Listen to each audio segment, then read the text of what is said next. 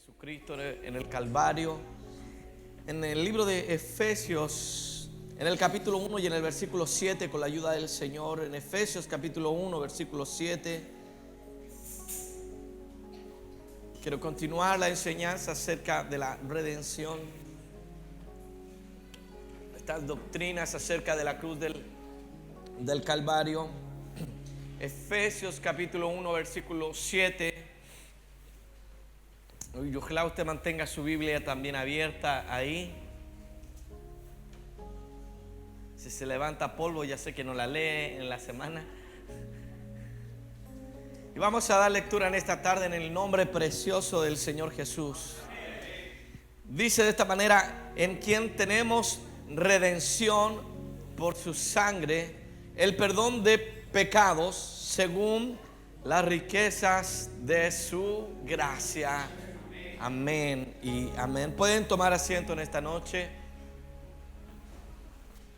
Y en esta serie estamos abordando doctrinas acerca de lo que Dios hizo, el Señor en su manifestación en carne, yendo a la cruz del Calvario, hizo por nosotros su pueblo. Y creo que deberíamos cada día reflexionar y estar atentos, entender la obra que Dios ha hecho por medio de la cruz del Calvario.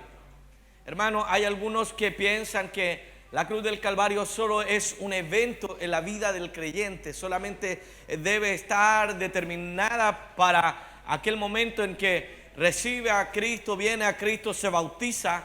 Pero la verdad es que la cruz, el poder, la doctrina, el evangelio está centrado en la obra que Cristo ha hecho en la cruz del Calvario. De hecho, debe ser a la vez la cruz un estilo de vida. Pablo dice: con Cristo estoy juntamente crucificado. No lo habla como un hecho pasado, no lo habla como un hecho único, un evento en la historia de su vida, aunque claramente el evento del Calvario, la cruz de Jesús, fue un momento, porque ya Cristo no está crucificado, pero hablamos de esa obra poderosa en medio de nosotros. Y queridos hermanos, deberíamos nosotros cada día tener presente el poder de la cruz en medio de nosotros. Y particularmente el viernes antepasado, cuando iniciamos esta enseñanza acerca de la redención, hablamos primeramente de la condición en la que el hombre se encuentra delante de la presencia de Dios. Y hermano, hemos reflexionado acerca de eso, hemos vuelto a reflexionar, porque no debe olvidarse que el hombre no necesita una mejora, el hombre necesita una verdadera transformación en su vida. No es un poquito, no es una píldora de sentirse mejor, no es un poco de mejorar la vida, no es hacer un upgrade, una mejora. El hombre necesita cambiar en su naturaleza, y la única manera en que puede cambiar es viniendo al Señor Jesucristo. Él dice: de modo que si alguno está en Cristo, nueva criatura es. No es una mejor, aunque es mejor. No es poniendo, como el Señor mismo lo dijo, remiendo nuevo en vestido viejo, ¿cierto? No. Como ya les prediqué en alguna ocasión, somos hechura de Dios, creados en Cristo Jesús para buenas obras. Es una naturaleza distinta de la que vivíamos. Por eso es tan poderoso la obra de Cristo en la cruz del Calvario. Ya hablamos de cómo se encuentra el hombre. Creo que una buena ilustración de recordar a veces de cómo éramos es volver a leer el libro de Efesios, el capítulo 2. Éramos guiados por la carne, por los pensamientos de la carne. Éramos hijos de desobediencia. Hermano, guiados por el príncipe de este siglo. Estábamos esclavos, como ya lo dije, éramos esclavos del pecado. Y la obra que Dios ha hecho en medio de nosotros ha sido poderosa. Así que solo estoy repasando lo que estuvimos viendo la sesión pasada acerca de la condición del hombre. Por eso, cuando, hermano, no se trata solo de venir a la iglesia. No se trata de generar un nuevo hábito, aunque hay hábitos buenos y hay hábitos malos, y como creyentes deberíamos tener buenos hábitos, pero no es solamente tener un buen hábito. No es solamente tener, vuelvo a insistir en este concepto, tener una mejora. Tener a Cristo significa ser transformado en la naturaleza, en nuestra mente. El libro de Romanos en el capítulo 12, en el verso 2 dice: no os conforméis a este siglo. Amén. Sino renovaos, ¿en qué? En vuestra mente. Y esa palabra en el griego, esa palabra en el griego es metanoía, que significa también arrepentimiento, porque el arrepentimiento también es un cambio en la mente de la persona, del hombre que viene al Señor Jesucristo. La carta a los romanos es explícita y rica en mencionar la naturaleza del hombre que estaba ciego y lejos del Señor. También vimos en la ocasión pasada las palabras que en la Biblia son ocupadas para redención. Dijimos que en el Antiguo Testamento habían 3 palabras, hermanos, que se utilizaban para la redención. La primera era Gaal, y su sentido más profundo era proteger, y era ocupado, por ejemplo, cuando existía un pariente redentor, y les ilustré esa verdad a través de el libro de Ruth, ¿cierto? Cuando Booz ocupa su derecho como pariente de redentor de tomar como esposo a Ruth. También esa misma palabra dijimos la ocasión pasada que se utilizaba cuando había un vengador de la sangre, cuando alguien asesinaba a un pariente. Dios autorizaba para traer justicia a un pariente vengador que iba a vengar la sangre del hombre que había padecido. Y vuelve a ocuparse ese término, Gaal. El segundo concepto que vimos de la palabra viene de la raíz hebrea Padai, estoy siendo muy rápido, que significa libertar, significaba dejar ir, era el sentido de rescate, era el sentido de adquirir un bien extraño mediante el pago de un precio. Amén. No, esto ya no tenía que ver con familiaridad, sino que era el deseo simplemente de alguien de pagar el precio. Amén. El tercer grupo que tiene o que se ocupa en el Antiguo Testamento era la idea del rescate. Ransom en griego, que se traduce del hebreo koper, que significa la moneda que cualquiera pagaba para ser liberado. Y el significado fundamental de este concepto, de esta palabra en el hebreo, era redimir mediante el pago de un precio, de un rescate, y que aparece claramente en el libro de Éxodo, en el capítulo 34, verso 20. Pero redimirás con cordero el primogénito cuando alguien quería redimir el primogénito de todo, debía pagar. Era un rescate, era una compra. Alguien debía pagar el precio. En el Nuevo Testamento dijimos que habían otras 3 palabras que se ocupaban para redención. Y mencionamos 3 de estas palabras, que era pagar el precio para redimir, era pagar el precio para alcanzar la liberación de alguien. Tenía la idea de cuando alguien iba a un mercado de esclavos, ellos lo podían pagar, ellos podían adquirir. Y el primero era exagorazo, que significaba comprar del mercado y comprar para uno mismo. También vimos la palabra lutrón, que era liberar mediante el pago de un rescate. Y queridos hermanos, y la última palabra que habíamos visto era apolutro, que significa redimir a uno mediante el pago de un precio para dejarlo libre de la esclavitud. Y queridos hermanos, la palabra redimir definitivamente significa pagar el precio del rescate de alguien que se haya esclavo. Y hermano, en la Biblia la redención es un acto divino por el cual Dios mismo paga el precio para liberar al ser humano. Amén. Y vuelvo a decir, el hombre, la condición del ser humano era que éste se hallaba esclavo del pecado, se hallaba lejos de la presencia de Dios.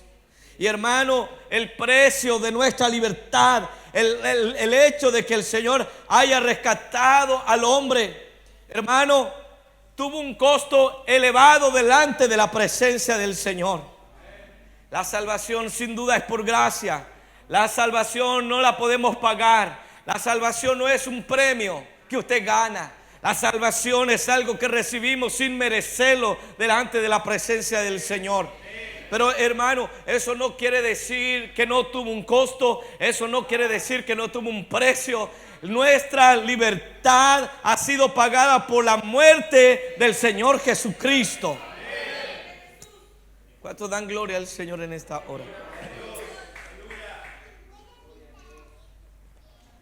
Por eso, aunque no hemos pagado el precio de nuestro rescate, deberíamos cuidar el rescate que Dios ha hecho por nosotros. La redención es el gran tema de toda la Biblia. Cuando usted lee la Biblia, debe mirarlo con este concepto. Es la salvación de Dios, Dios tratando de rescatar al hombre. Es Dios tratando de traer libertad, de redimir al hombre de la condición caída en la que se encuentra y de las consecuencias del pecado. La redención tiene que ver también con los hechos futuros que incluyen no solo la redención de la alma, pero también la redención final de nuestros cuerpos.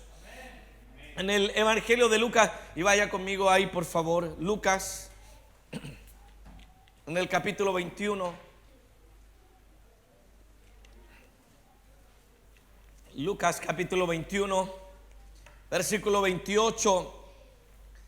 El Señor está hablándole a sus seguidores acerca de los últimos tiempos, de los últimos días, de la condición en la que va a estar el mundo. Y dice: cuando todas estas cosas comiencen a suceder, erguíos y levantad vuestra cabeza, porque vuestra redención está cerca. Si está hablándole a los salvos, ya eran salvos, lo que está apuntando es a la redención total de la vida del ser humano. Porque como hemos hablado en otras ocasiones, en el Evangelio, en la Biblia y para Dios, no solo es importante el corazón, también es importante el cuerpo. Eso contrasta con el falso evangelio que dice: lo único que Dios quiere es tu corazón. Amén. Por eso es importante todo nuestra vida, porque la redención que Dios ha hecho no solamente afecta el alma en una nueva naturaleza, un nuevo corazón, una nueva mente, sino que hay promesas de la redención de nuestros cuerpos. En el libro de Primera de Corintios, vaya ahí por favor también conmigo, Primera de Corintios, en el capítulo 15, en el versículo 53. Primera de Corintios capítulo 53, verso y 54. Dice de esta manera: porque es necesario que esto corruptible se vista de incorrupción. Y hermano, Pablo está hablando acerca del cuerpo, está hablando acerca del cuerpo animal y el cuerpo espiritual. Y Pablo está diciendo: va a llegar el día, debe llegar el momento que es necesario que esto corruptible se vista de incorrupción y esto mortal se vista de inmortalidad. Y cuando esto corruptible se haya vestido de incorrupción y esto mortal se haya vestido de inmortalidad, entonces se cumplirá la palabra que está escrita: sorbida es la muerte en victoria. Hermano, la promesa, el rescate que Dios ha hecho no es solamente una cuestión de el interior nuestro, también lo ha hecho respecto de nuestra vida. Por eso sí importa los caminos en los que andamos. Por eso sí importa qué clase de conversaciones yo tengo. Por eso sí importa que presto mis oídos. Porque en realidad la salvación es un acto integral. Amén. Conocer a Dios. Hay una división entre el concepto griego, por ejemplo, de conocer. Es un acto meramente intelectual, de saber cosas. Pero para el hebreo el conocer no era solo saber, era saber, pero era también la relación. Hay gente que nunca ha visto. Hay gente en el mundo que, y bueno, hasta entre los cristianos se saben todo de los cantantes cristianos, qué les gusta, qué come, qué allá, como los artistas del mundo y todo, y nunca lo han conocido. Saben cosas, pero nunca han tenido una relación. Lo triste es que muchos creyentes de la misma manera saben cosas de Dios, pero no le conocen realmente quién es el Señor. Hermano, la gran enseñanza que hay en el Nuevo Testamento es que Dios ha pagado el precio. Que Dios ha pagado el precio de nuestro rescate. Ha pagado el precio para deshacer la obra del pecado. Y Cristo nos ha redimido, nos ha rescatado con su preciosa sangre. Pablo lo dice de esta manera en su primera carta al joven Timoteo, en el capítulo 2. En el versículo 5 y en el 6 dice: porque solo hay un Dios y un solo mediador entre Dios y los hombres, Jesucristo hombre, el cual, escúcheme, se dio a sí mismo en rescate por todos, de lo cual se dio testimonio a su debido tiempo. También puede ser traducido como que se entregó como precio para dar libertad a todos. Hermano, entonces el hecho de que tú estés acá costó un gran precio. Hermano, agradezco a todos los hermanos que con fidelidad dan.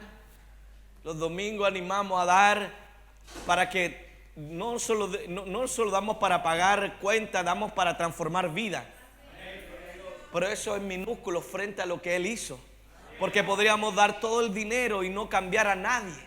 Porque el único que tiene el poder de transformar la mente, el corazón, es el Señor Jesucristo.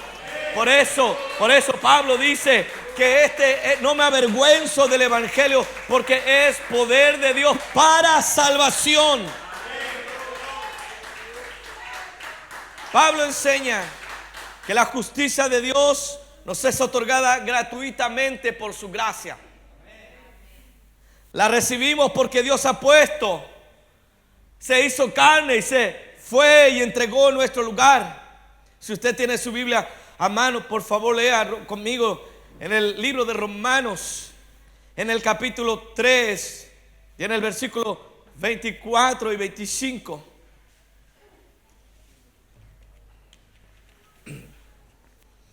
Dice el apóstol Pablo: siendo justificados gratuitamente por su gracia, mediante la redención que es en Cristo Jesús, a quien Dios puso como propiciación por medio de la fe en su sangre, para manifestar su justicia, a causa de haber pasado por alto en su paciencia los pecados pasados.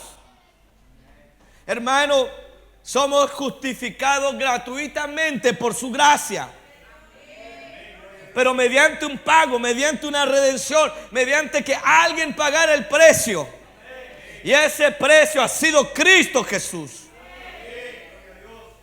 Hermano, el libro de Romanos, el capítulo 3, vuelve a decir, dice que no hay justo ni siquiera a un uno.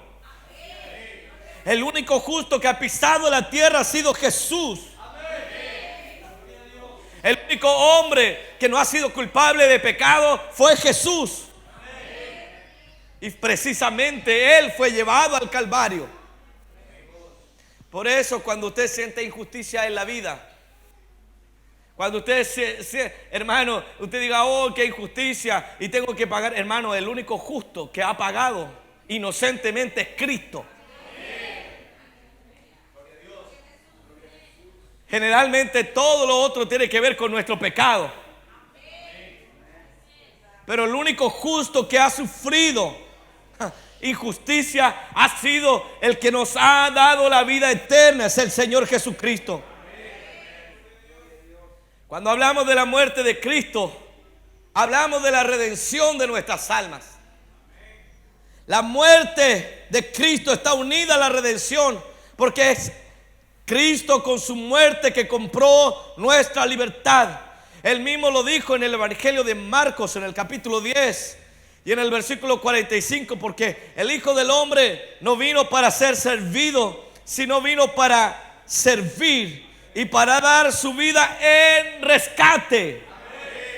Volvemos a Él vino a dar su vida en rescate.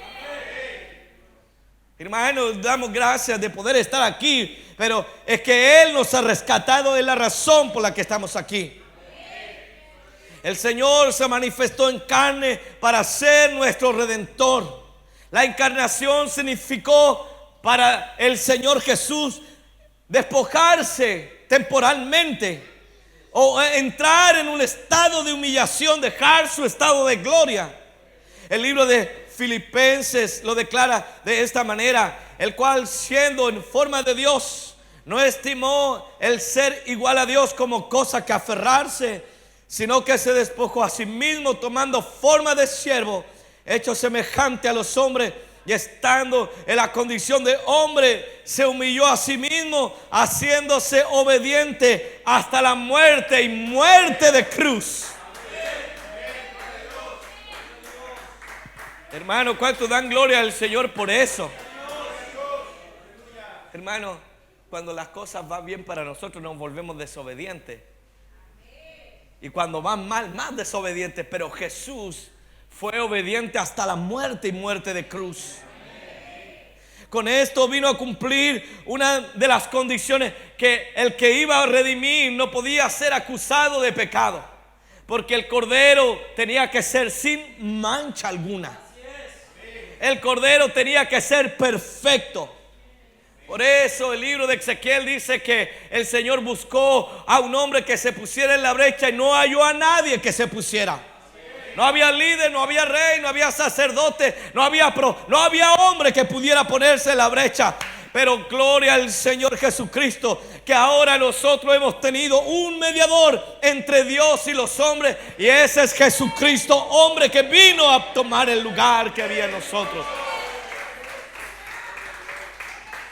Jesús no abusó ni usó su divinidad para amortiguar el dolor del pecado. Él se identificó con el pecador, pero no se transformó en pecador. Él fue sin mancha alguna. Él padeció nuestras mismas necesidades, pero Él no cayó en las garras del pecado. La Biblia nos dice que tenemos que gozarnos y alegrarnos, porque no tenemos un sumo sacerdote que no pueda compadecerse de nosotros, porque Él sufrió lo que tú y yo hemos sufrido. Ay, pastor, usted no me entiende porque usted no pasó eso, hermano. Pero hay un sumo sacerdote que sí lo sabe, que sí llevó su pecado, que sí lo llevó en la cruz del Calvario, y Él sabe compadecerse de su pueblo. Entonces, hermano, el hecho que esté acá no ha salido gratis. El hecho de que usted ahora pueda gozar de una vida libre del pecado no ha sido una cosa gratuita, ha sido pagada por el Señor Jesucristo. Quisiera también señalar que la obra que el Señor ha hecho en la cruz del Calvario es suficiente para el hombre, para redimir al hombre.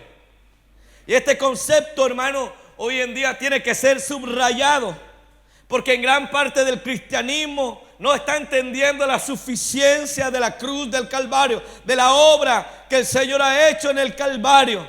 Porque hay gente que quiere agregar cosas para alcanzar la plenitud de la vida cristiana. Usted tiene, usted necesita a Cristo, pero además usted no necesita otra cosa. Lo único que necesitamos es tener a Cristo en nuestros corazones. ¿Cuánto dan gloria al Señor Jesús?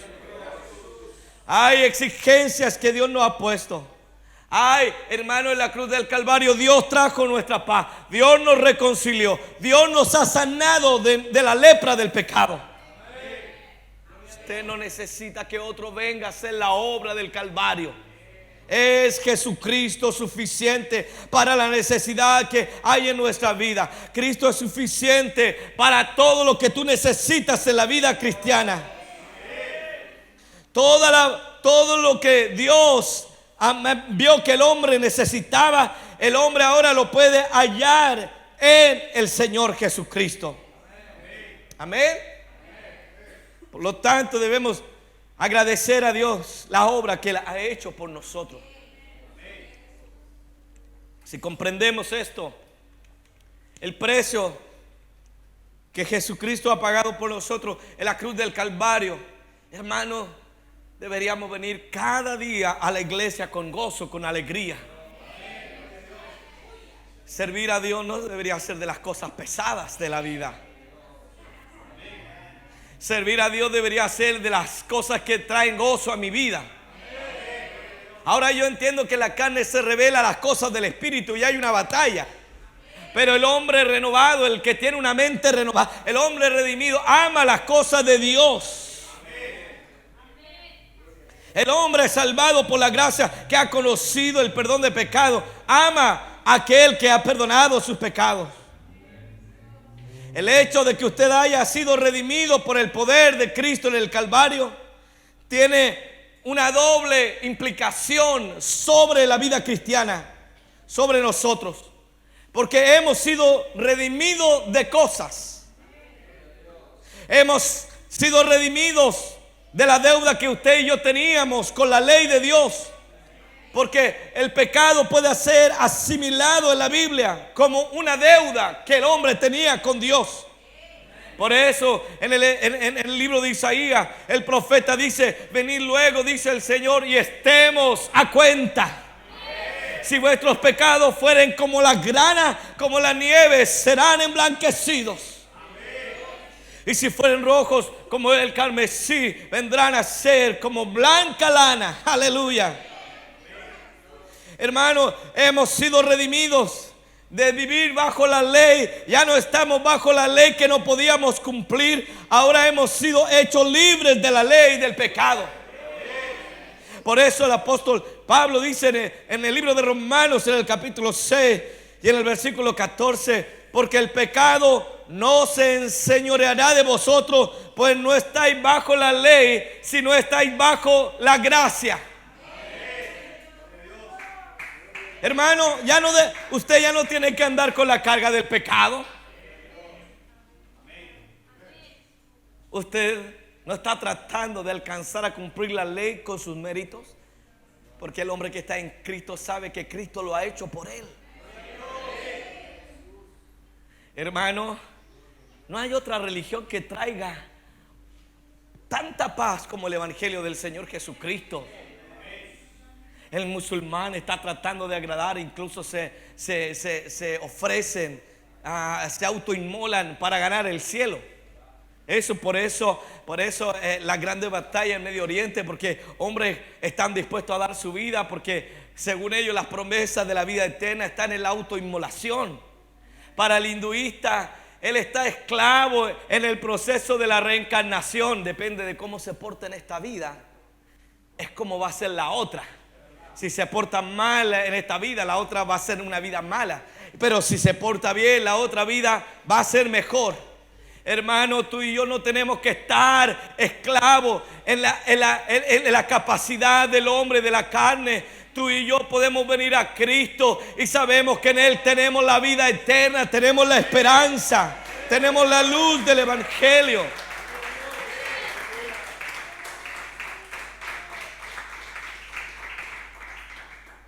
Por eso, hermano, ya no somos esclavos del pecado. Ahora, eso no quiere decir que no luchemos contra el pecado, pero ahora estamos bajo la gracia, dice el apóstol Pablo. Ahora no deberíamos nosotros servir al pecado. Hermano, allá afuera están esclavos del pecado. El alcohólico, aunque quiere dejar el alcohol, no puede, porque es esclavo de eso. El drogadicto, aunque quiera salir de esa vida de drogadicción, no puede salir de eso porque está esclavo de eso. El hombre está esclavo de sus pecados. Pero hermano, tú y yo ya no debemos estar esclavos frente a esas cosas, porque Él nos ha dado una completa libertad. Nos ha comprado para salir de ese lugar.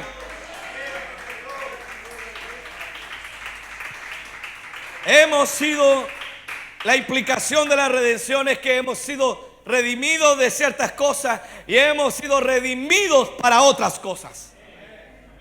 Hemos sido redimidos del pecado. Hemos sido redimidos del poder de Satanás, el diablo. La Biblia dice en Primera de Juan, en el capítulo 5, en el versículo 19, el mundo entero está bajo el maligno. Hermano, pero aquellos hombres y mujeres que han sido comprados, aquellos hombres que han sido redimidos por el Señor, ya no son esclavos, no solo del pecado, pero ahora ya no están bajo la opresión de Satanás, el diablo. La Biblia dice, Pablo, escribiéndole a los hermanos en Colosenses, le dice: y vosotros, estando muertos en pecados y en la incircuncisión de vuestra carne, os dio vida juntamente con Él, perdonando todos los pecados. Aleluya. No se gozan, perdonando todos los pecados. Pero no solo eso, sino que anulando el acta de los decretos que había contra nosotros, que nos era contraria, quitándola del medio, clavándola en la cruz y despojando a los principados y a las potestades, los exhibió públicamente, triunfando sobre ellos en la cruz. Aleluya. Hermano, el diablo, que antes tenía autoridad porque éramos esclavos de este mundo, ahora el diablo no tiene autoridad sobre nosotros. Aleluya. Hermano, el diablo no tiene poder sobre nosotros. Recuerdo, le comentaba a algunos hermanos hace un tiempo atrás, recuerdo cuando joven me invitaron a una iglesia, en realidad media combinada, media trinitaria, media unicitaria, pero había de todo. Así que me dejaron al último para predicar y yo prediqué el bautismo en el nombre de Jesús. Hermano, y el pastor que inició, el primero que predicó, un anciano, andaba con sus lentes rotos, algo había pasado, no sé si se había sentado sobre los lentes y los había roto, tenía uno, el otro no. Y hermano, él decía de esta manera: mire cómo me anda trayendo el diablo. Mire cómo me anda trayendo. Hermano, al que no conoce a Cristo, el diablo lo anda trayendo para allá y lo anda trayendo para acá. Pero el que ha sido redimido por el Señor no anda para allá, porque el diablo, no. Hay uno que me ha libertado del poder del pecado, lo clavó en la cruz, despojó a los principados y a las potestades. Aleluya. ¿Cuánto dan gloria al Señor Jesús? Usted nunca va a saber de cuántas cosas Dios lo ha librado a usted. El diablo dijo: aquí lo mato a este. Y Dios puso su mano y usted ni se dio ni cuenta. Hermano, a veces pasan cosas, contratiempos en nuestra vida y uno está enojado ahí. Pero después se va y vio que había un accidente, y si hubiera estado usted, hubiera sido usted. En realidad ese contratiempo fue la mano de Dios que lo detuvo. Porque el diablo si pudiera matarnos ya no hubiera matado. Pero el diablo no puede, no tiene poder sobre el pueblo del Señor, no tiene autoridad. ¿Cuánto dan gloria al Señor en esta noche? ¿Cuánto dan gloria a Dios en este momento? Hemos sido rescatados del pecado. Hemos sido rescatados del poder del diablo.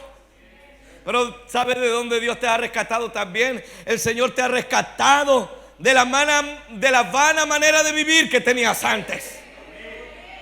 El apóstol Pedro, en Primera de Pedro capítulo 1 versículo 18, dice: sabiendo que fuisteis rescatados.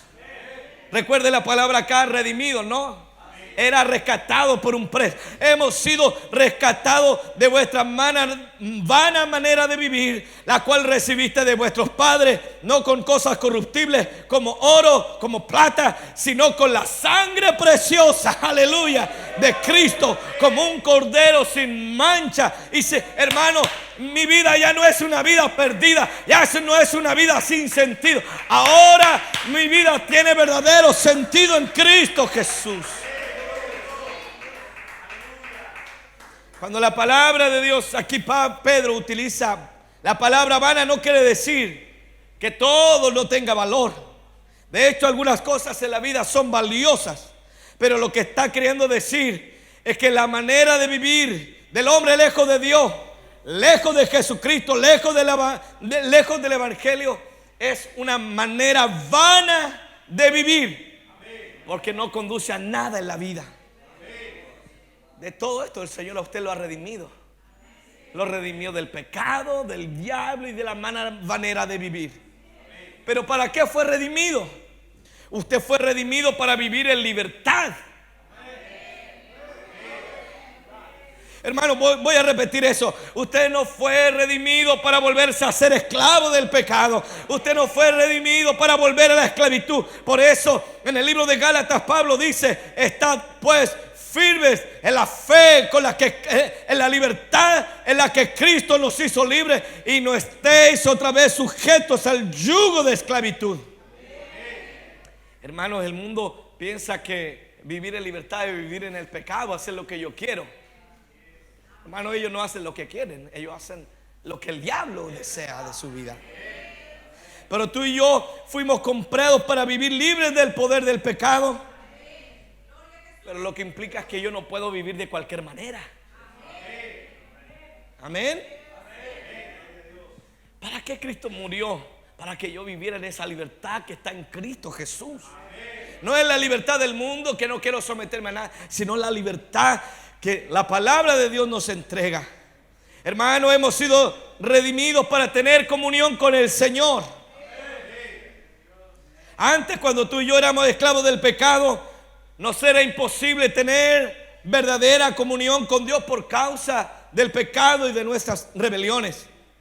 Pero ahora hemos sido comprados por el Señor para ser su pueblo, para estar delante de Él y para tener comunión con el Señor Jesucristo.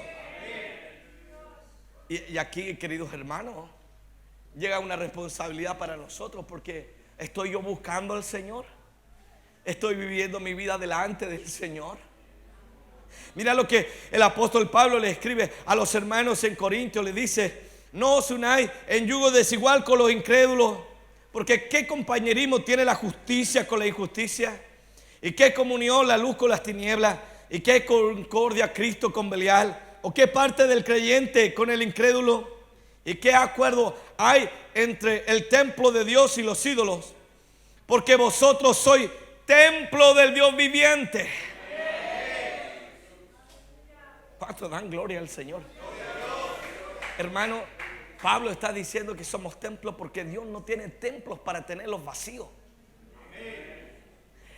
La relación de esta, creo que tengan en mente, aquí hay un escritor hebreo llamado Pablo. Él está criado en la cultura hebrea y él está citando el templo, y él tiene en mente el templo del Antiguo Testamento, el templo de Salomón, que cuando fue inaugurado no quedó vacío. Cuando fue dedicado al Señor, ¿qué pasó? La gloria del Señor descendió. Era tanto que los sacerdotes no podían ministrar y tuvieron que salir.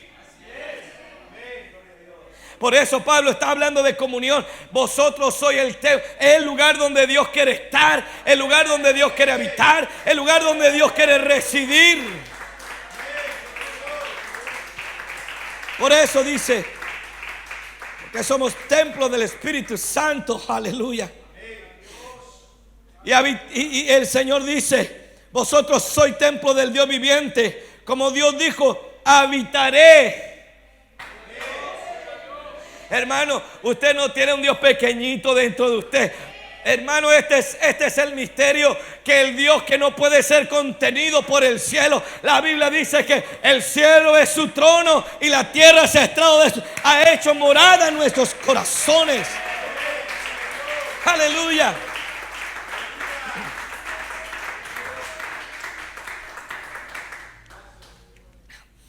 habitaré y andaré entre ellos. Aleluya. Y seré su Dios, y ellos serán, ¿qué cosa? Mi pueblo. Por lo cual salid de en medio de ellos y apartaos, dice el Señor, y no toquéis lo inmundo. Y yo os recibiré, y escuche, seré para vosotros por Padre. Hermano, Dios no te está mirando como aquí hay un invitado que no conozco. Dios te está mirando como su hijo. Quiero que tengas en mente cuando el Señor está hablando esto, está diciendo: yo voy a tener una relación como un padre tiene con un hijo. Es decir, cada vez que el diablo quiera meterse con uno de mis hijos, se va a meter con el padre primero. ¿Cuánto dan gloria al Señor en esta hora? Y seré para vosotros por Padre, y vosotros me seréis hijos e hijas, dice el Señor Todopoderoso. ¿Cuántos dan gloria al Señor?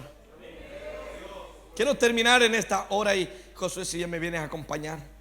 La redención es el acto por el cual Dios nos hace suyos.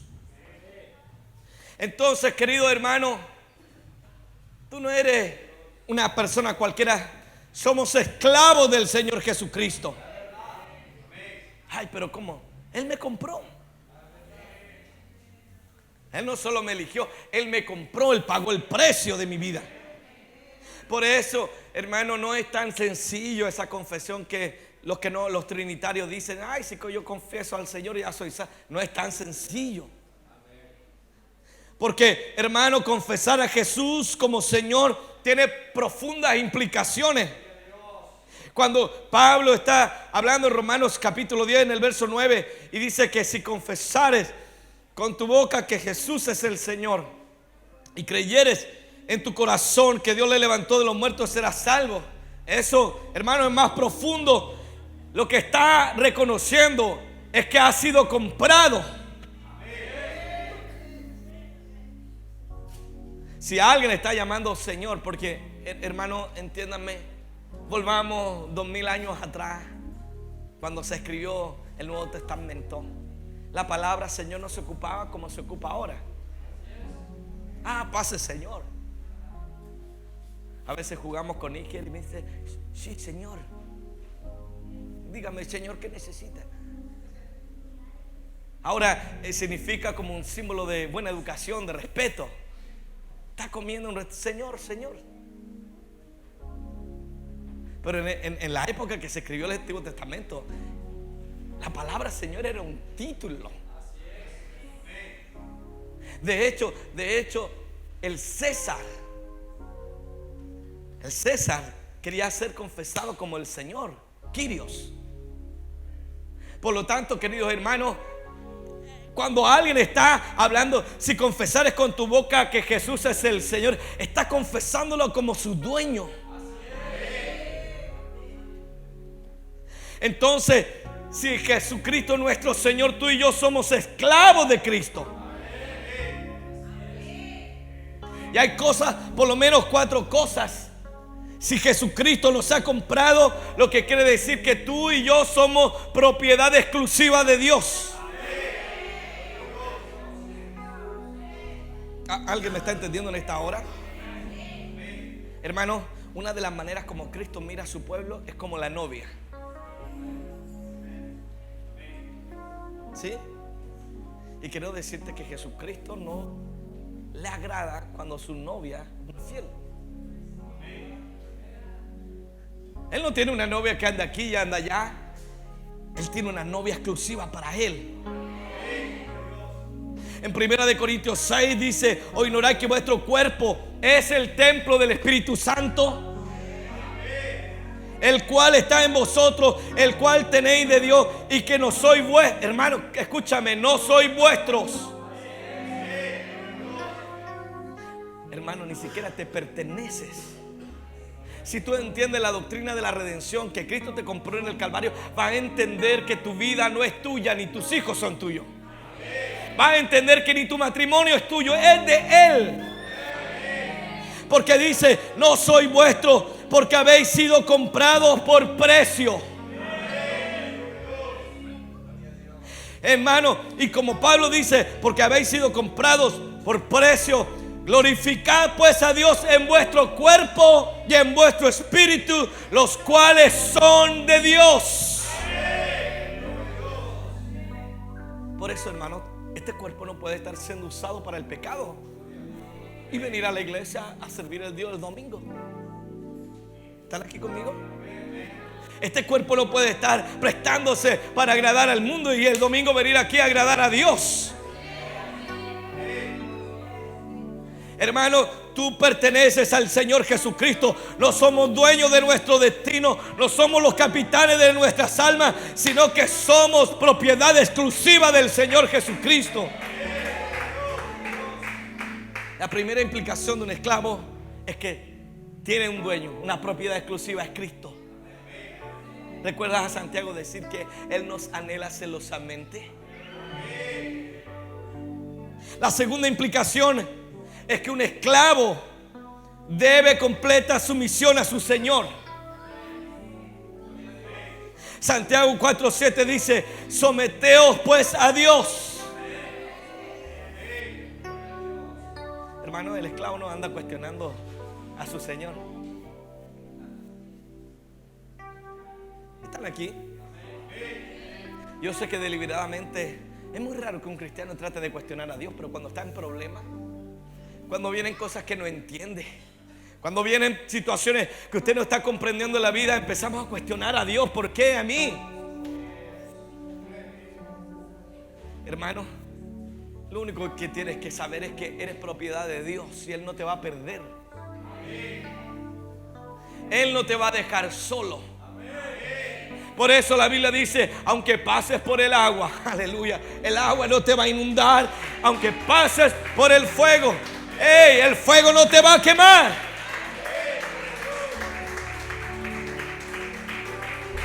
Si Dios saca cosas en tu vida, el esclavo es sumiso, no anda en rebelión a cada rato.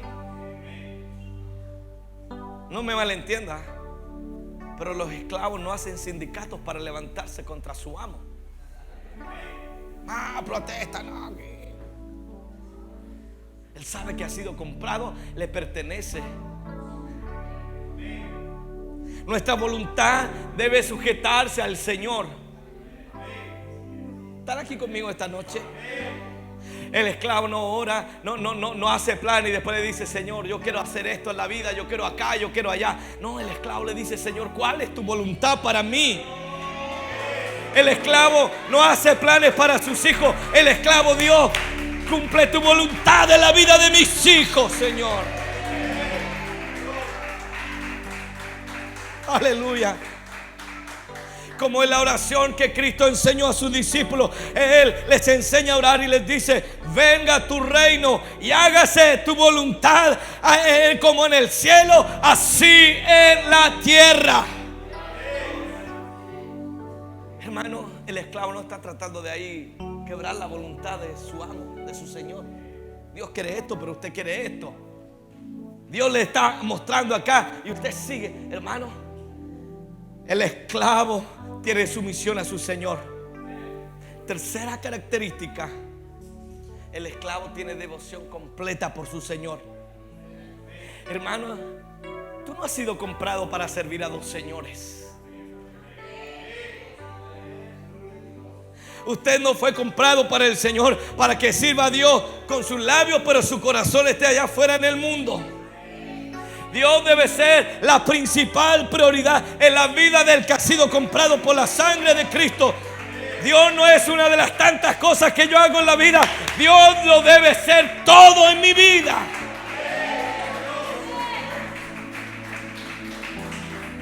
Si me queda tiempo, sirvo a Dios. Si me queda dinero, honro a Dios. Eso no es una vida de un redimido. La vida del redimido, Cristo es lo central en su vida. Como Jesucristo lo dijo: mas buscad primeramente el reino de Dios y su justicia, y todas estas cosas os serán añadidas. Así que, hermano, escucha: no os afanéis por el día de mañana, porque el día de mañana trae su afán.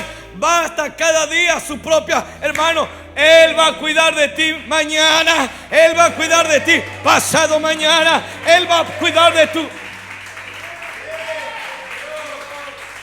Él debe ser lo primero.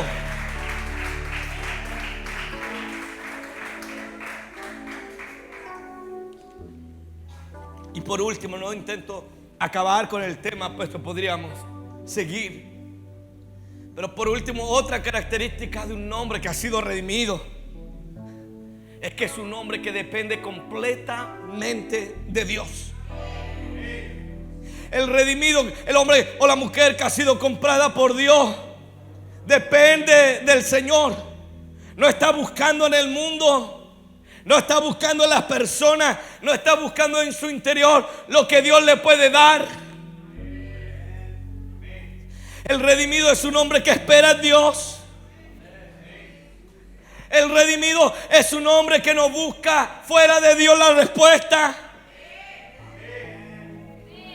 El redimido es un hombre que su camino, su futuro, su gozo, todo su paz está en Cristo Jesús. Pablo dice: pero cuántas cosas eran para mí ganancia, las he estimado como pérdida por amor de Cristo. Y ciertamente aún estimo todas las cosas como pérdida por la excelencia del conocimiento de Cristo Jesús, mi Señor, por amor del cual lo he perdido todo y lo tengo por basura para ganar a Cristo y ser hallado en Él, no teniendo mi propia justicia que es por la ley, sino por lo que es la fe de Cristo, la justicia que es de Dios por la fe, a fin de conocerle y el poder de la resurrección y la participación de sus padecimientos, llegando a ser semejante a Él en su muerte. Pablo está diciendo: lo único que deseo es Dios en mi vida. No está dependiendo de cuán capaz soy yo. ¿Están conmigo? No está dependiendo si las personas lo aplauden, lo aprueban. Hermano, te critiquen, te juzguen, tú debes servir a Cristo.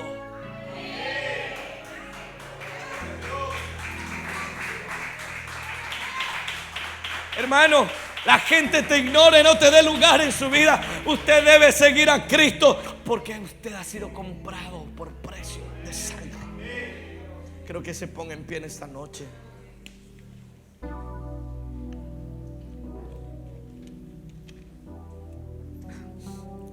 ¿Cuántos en esta noche quieren decirle: Señor, ayúdame a vivir como un redimido? Porque en esta noche no vienes a este altar y le dices al Señor: Señor, ayúdame en esta noche a vivir como un redimido delante de tu presencia, Señor. Y le dices: Señor, tal vez muchas veces yo he vivido, Señor, como lidiando, luchando contra tu voluntad. He estado viviendo, Señor, me hiciste libre de pecado. Y de una y de otra manera he estado volviendo a ese mismo lugar del que tú me rescataste. Me rescataste de vivir de una vana manera de vivir. Señor, vuelvo a esa clase de vida, una vida vana, Señor, a una vida superficial, espiritual, a una vida más carnal, a una vida, Señor, más ocupada de los negocios de este mundo que de los negocios espirituales, Señor. Por eso en esta noche vengo delante de tu presencia, Señor. Oh, Dios mío, yo vengo a confesar que Jesucristo es mi Señor. Vengo a confesar delante de la presencia del Señor que Él realmente es mi Señor. Oh, hemos venido a confesar en esta noche el señorío del Señor Jesús sobre nuestra vida. Hemos venido a confesar el señorío de nuestro Padre Celestial sobre nuestra alma. Hemos venido en esta noche a decirle: Señor, perdónanos si no hemos vivido de la manera que debe vivir alguien que ha sido redimido por la sangre preciosa del Señor Jesucristo. En esta noche